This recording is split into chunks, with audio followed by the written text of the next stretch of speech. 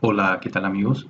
En este video veremos un poco de teoría sobre la programación orientada a objeto o POO, para abreviar. C# es un lenguaje de programación moderno de propósito general orientado a objetos. Entonces, mientras más conocemos y sabemos sobre los conceptos de programación orientada a objetos, podemos quitar lógicamente más provecho del lenguaje para crear mejor aplicaciones de repente. Bienvenido al curso de Fundamento de Programación Orientada a Objetos con C#. Mi nombre es Leonardo Testa y este curso te va a llevar paso a paso a través de los conceptos fundamentales y práctica de programación orientada a objetos. El curso te dará una sólida base sobre los principales conceptos de la programación orientada a objetos, lógicamente para producir mejores aplicaciones y tener mejores resultados y menos tiempo perder en cosas sencillas. La orientación a objetos es ahora mismo la base de muchas aplicaciones en el mercado. Entonces sí o sí es importante conocer. Programación orientada a objetos es la base prácticamente de todo.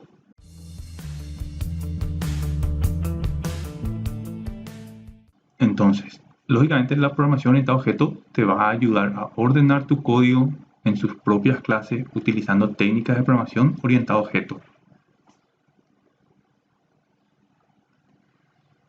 También la orientación a objetos ayuda a crear un código mucho más limpio, porque tenemos ordenado el código en sus propias funciones utilizando técnicas para la orientación a objetos.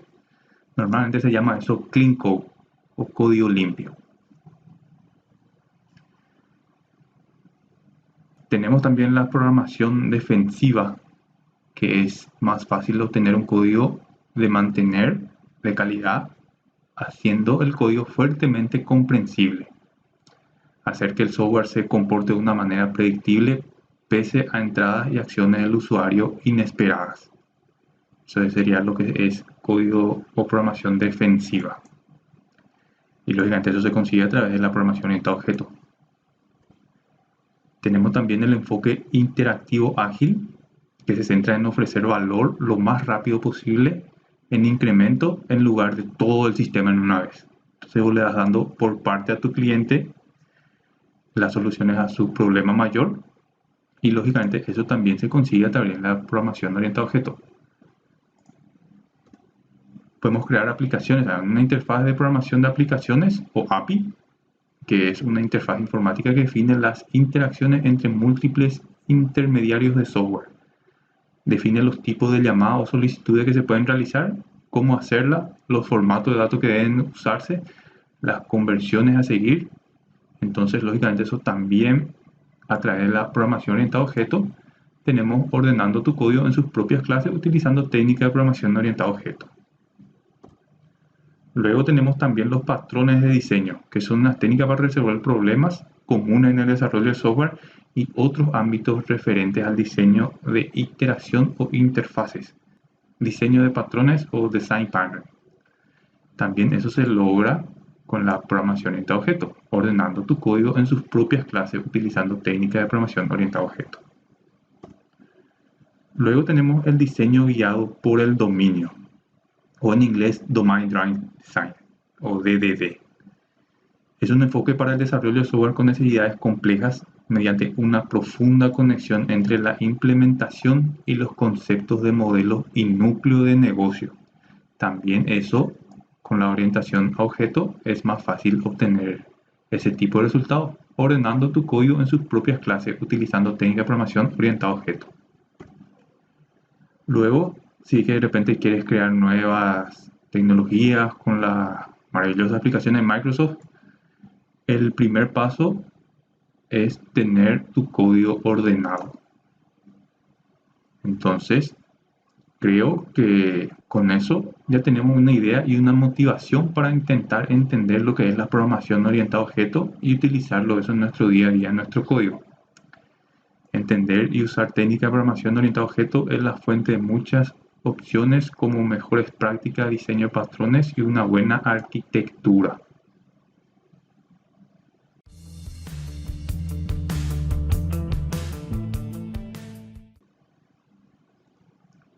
Bien, los dos términos fundamentales en la programación orientada a objetos son los objetos y las clases. ¿Okay? Siempre se habla intercambiando estos dos términos, objetos y clases, cuando se realiza programación, pero los objetos y las clases no son la misma cosa. Lo que tenemos que entender es que las clases son los códigos, el código que yo como programador escribo. Acá, por ejemplo, podemos ver una clase llamada cliente. Hay que fijarse que usamos la palabra clave class, public class. Entonces tenemos una clase pública. Entonces de esa forma yo creo una clase. La clase cliente en este caso tiene propiedades como el código, el nombre, el apellido y el email. Esas son propiedades. Las propiedades definen los datos administrados por la clase. Pero también la clase tiene funciones, como por ejemplo validar. Las funciones también son llamadas métodos. Todo junto, las propiedades y los métodos son llamados miembros de la clase. Cuando creamos una clase, creamos una con sus propios miembros. Estos son sus propiedades y métodos. El propósito básico de una clase es proponer la definición para un tipo particular de objeto. Entonces, esta clase provee objetos del tipo cliente para que se pueda trabajar con datos de clientes y ejecutar operaciones personalizadas como validar. Por el otro lado, tenemos el objeto. Un objeto es una instancia de una clase. Es creado con la palabra clave new en C#. Esta línea, por ejemplo, de código crea una nueva instancia del tipo cliente. Esa instancia es un objeto. La variable que referencia al objeto resultante le llamamos cliente de ejemplo. A menudo también llamado variable objeto. En este ejemplo, el objeto cliente de ejemplo representa un cliente específico. Yo puedo tener varios clientes. O sea, a partir de mi clase yo puedo crear varios objetos diferentes. En este caso, cliente de ejemplo representa un cliente específico. Utilizando esa variable podemos obtener o colocar valores en sus propiedades que fueron definidas previamente en la clase. Por ejemplo, acá tengo cliente ejemplo punto nombre y como ven con la flechita direcciono a la propiedad nombre de la clase cliente. También podemos ver cómo es en el caso de la variable apellido. En el caso de este ejemplo no coloqué datos para la propiedad ID ni email a modo de ejemplo. La variable objeto, o sea en este caso la variable cliente de ejemplo, mantiene el estado del objeto. Eso significa que mantiene sus valores de cada una de sus propiedades que nosotros asignemos. También podemos usar la variable para llamar cualquier método definido en la clase, como por ejemplo validar. En este caso la función validar es ejecutada para específicamente este objeto llamado cliente de ejemplo. Si yo tengo otros objetos con otros nombres, otras variables con otros nombres, entonces ese validar sería sobre cada uno de los objetos independientes. Los objetos solo existen en tiempo de ejecución.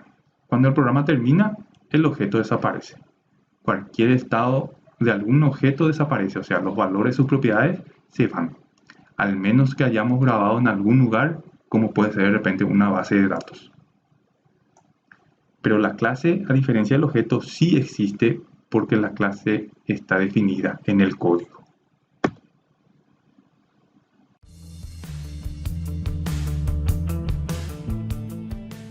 Otro término interesante es el llamado objeto de negocio.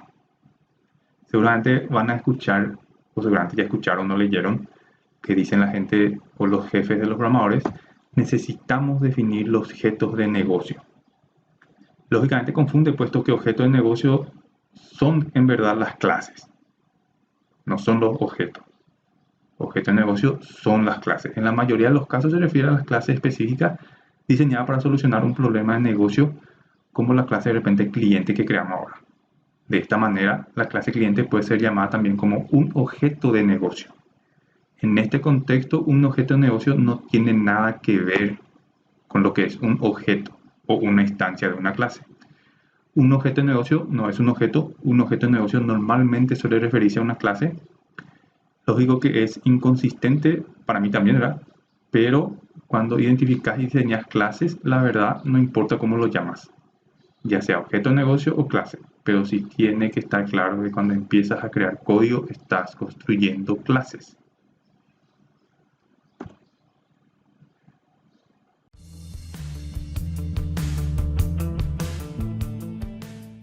Una metáfora común para entender las clases versus los objetos son los moldes de galletitas.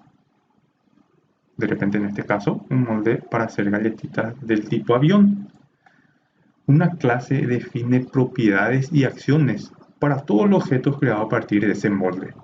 Las galletitas creadas por este molde pueden tener diferentes colores y decoraciones, y lógico acciones de volar, por ejemplo, puesto que es un molde de avión. Entonces, con el molde de la galletita, podemos crear varias instancias o varios objetos. Cada objeto define sus propios valores para sus propiedades. Por ejemplo, acá tenemos el avión que está primero, que tiene un color celeste o azul. Tenemos el segundo que es otro tipo de color con otros tipos de decoraciones. Y el tercero también, que tiene una punta roja, que tiene decoraciones amarillas. Entonces con eso verificamos que cada objeto puede tener sus propiedades diferenciales. Lo principal para entender esta metáfora es que las clases contienen la definición del tipo de objeto, definen las propiedades y acciones apropiadas para la cosa, en este caso galletita avión. Cuando definís las clases, podés crear la cantidad de objetos únicos que quieras a partir de esa clase. Cada objeto es creado como una instancia de una clase. Cada uno tiene sus propios valores para sus propiedades. En este caso, colocamos el color y las decoraciones. Y cada objeto puede ejecutar las acciones definidas en el ejemplo como fuera volar.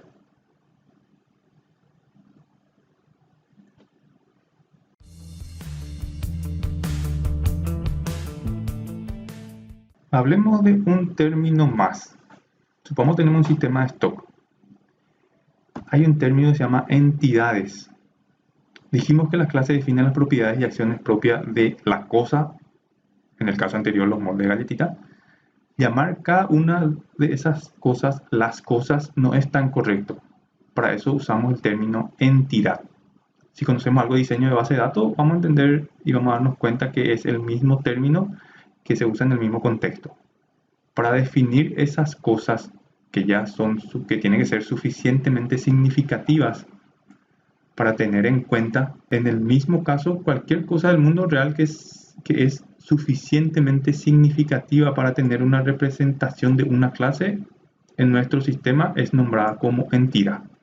O sea, todo lo que sea útil, yo voy a hacer un sistema de stock y voy a necesitar una entidad para clientes, para proveedores, para los productos, para los depósitos, para las ventas, compra, inventario. Todo eso son cada una de esas entidades. Lógicamente las entidades después creamos en clases y tenemos al final los objetos. Por ejemplo, tenemos la entidad cliente que creamos una clase cliente que tenía el nombre, apellido y en este caso, por ejemplo, le puse viajar. Y el objeto de repente puede ser que en mi sistema yo necesite un informe de todos los clientes que tienen apellido Testa. Entonces va a aparecer Leonardo Testa y Pablo Testa. Estos dos son objetos. Hay que entender que el nombre de entidad no tiene nada que ver con Entity Framework, que es una herramienta de Microsoft, pero el Entity Framework sí utiliza el término entidad para definir las cosas significativas. Entonces acá colocamos los tres términos juntos y utilizamos un ejemplo. Creamos un sistema para control de stock, entonces necesitamos una entidad que se llame cliente, lógicamente, y es importante considerarla como una clase, porque es algo significativamente relevante. Después, lógicamente, de análisis determinado, determinamos las propiedades de las clases y en el caso de acá apellido, nombre, y le pusimos también una función viajar. Cuando ejecutamos la aplicación, el usuario de repente quiere un listado de los clientes que contenga la letra T. Entonces, nuestra aplicación tiene que crear objetos que satisfagan esa condición. En este caso tenemos dos objetos del tipo cliente. Estos dos objetos son instancias de la clase cliente y lógico, uno de los dos puede ejecutar el evento viajar.